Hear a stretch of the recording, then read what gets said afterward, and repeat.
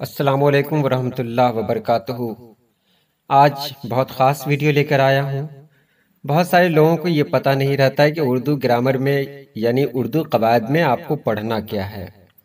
T T, C T T, S T T, U P T T اور M P T T کے علاوہ class 12 جو بہار board کے بچے ہیں ان کو قواعد کے بارے میں یہ پتہ نہیں ہے کہ کیا کیا پڑھنا ہے۔ اکثر لوگوں کو پتہ نہیں ہے، تو یہ جان لینا ضروری ہے کہ آپ کو پڑھنا کیا ہے، کیونکہ اگر آپ نے نہیں جانا اور سوال اس طرح کا آ گیا تو پھر آپ کو پریشانی ہو سکتی ہے۔ خاص کر مقابلہ جاتی امتحانات کے لیے جو لوگ تیاری کر رہے ہیں ان کو میں بتا دینا چاہتا ہوں۔ تو چلیے دیکھتے ہیں قواعد میں آپ کو کیا کیا پڑھنا ہے۔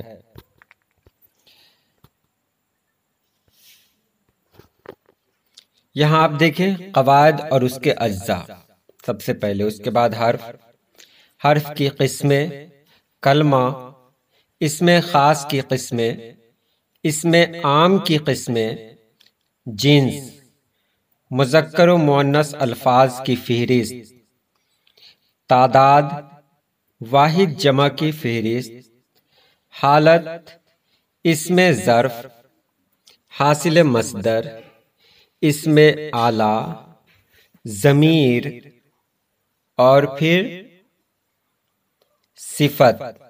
ان کے علاوہ بھی بہت کچھ پڑھنا ہے، جیسے فعل، حروف، متضاد الفاظ، مترادفات، متشابہ الفاظ اور ان کا معنوی فرق، سابقے اور لاحقے، محاورات، ضرب الامثال، کچھ مخصوص الفاظ اور ان کا باہمی تعلق، مختلف الفاظ کی جگہ ایک لفظ، متروک الفاظ، زبان و بیان کی غلطیاں اور ان کی اصلاح، جملہ، جملے کی اقسام، رموز و اوقاف اور اس کے علاوہ عروض و بلاغت سے متعلق چند ضروری اصطلاحات۔